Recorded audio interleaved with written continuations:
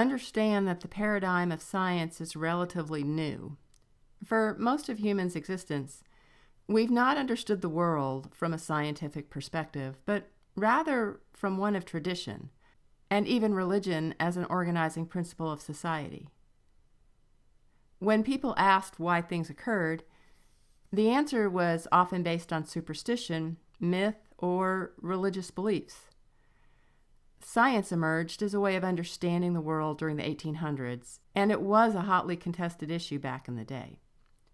Understand that science and sociology emerges during a very chaotic time in society, where there was great upheaval from the Industrial Revolution, and when the American and French revolutions are testing the limits of what governments can do. Auguste Comte suggested that we use positivism, meaning that scientific methods should be used to understand the social world. He started to explore what held society together and what binds the social world. So it was Comte that created the concept of sociology, meaning that one could study the social world using scientific methods.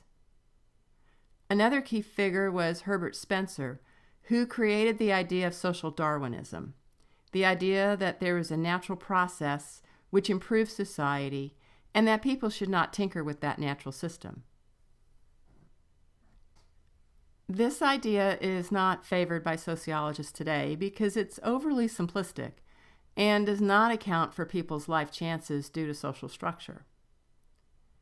Karl Marx studied class conflict, and an entire body of theories emerged from his work. Emil Durkheim studied social integration, and Max Weber created the concept of the Protestant work ethic. We'll talk more at length about all these theories later.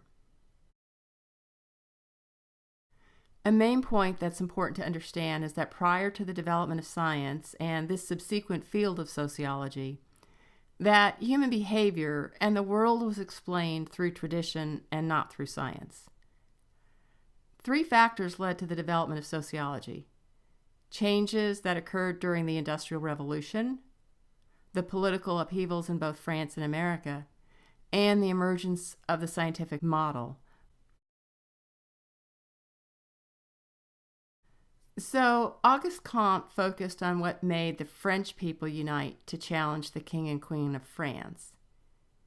He questioned why people would cheer at the beheading of the royal family.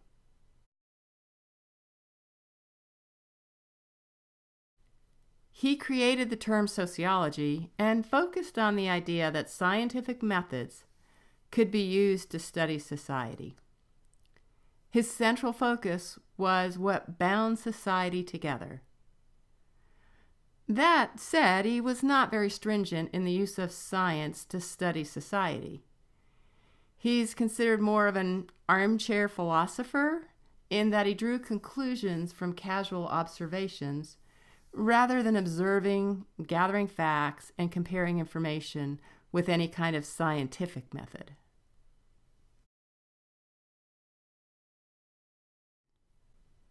Herbert Spencer drew from Darwin's work regarding a species' ability to adapt. Spencer created the idea of survival of the fittest. Now, most people associate that term with Darwin, but in fact, it was Spencer that created it. Spencer proposed that societies evolve over time as the fittest people adapt to their environment. Darwin applied this idea to organisms, but Spencer applied it to human societies. Most theorists today feel that Spencer's ideas are too limited, and they don't take into account how the existing social structure limits people's life opportunities.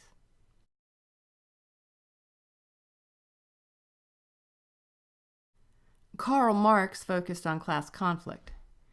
He looked at the economic changes during the Industrial Revolution and that the owners of the means of production were getting wealthy while the workers in the factories remained poor and lived and worked under deplorable conditions.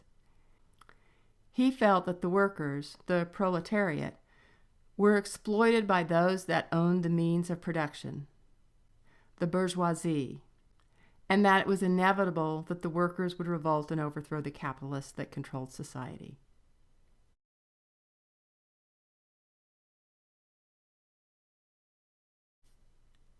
Emil Durkheim focused on how social forces affect people's behavior.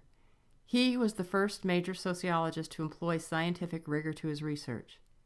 His main area of study was suicide, and by doing this, he hoped to find what bound people together and what would prevent the despondent from committing suicide.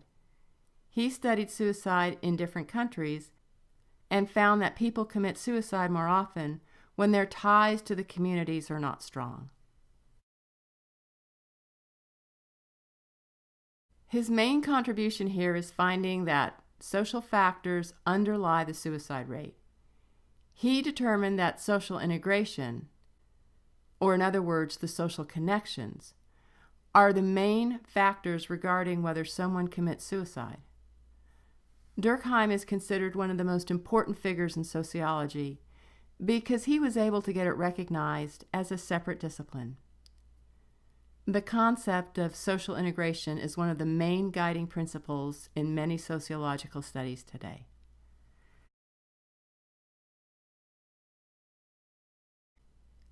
Another main contributor is Max Weber.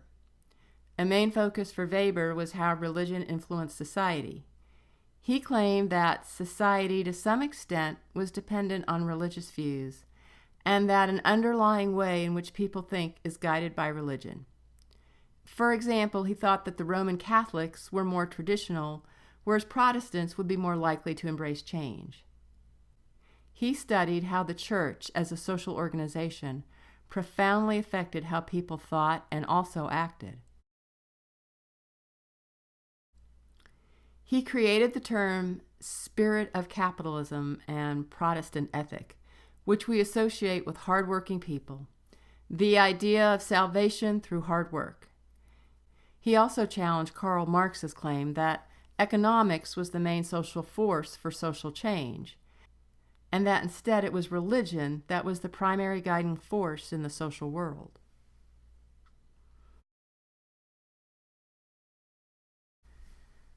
Sociology has emerged in North America through several different theorists. Understand that when sociology was emerging, our world was inherently sexist and racist. Racism was considered by W.E.B. Du Bois, who published many different books regarding race relations. Jane Addams was one of the social reformers that considered the plight of the poor. She founded the Hull House, a center to help immigrants in Chicago. Talcott Parsons and C. Wright Mills had heated debates on the main role of sociology. Was it to build theory or to foster social reform? Parsons developed very detailed but highly abstract models of society, while Mills argued for social reform and warned of national threats to our freedom by the power elite, referring to the top leaders of business, politics, and the military. This tension regarding what the focus should be in sociology, building theory or fostering reform, continues on today.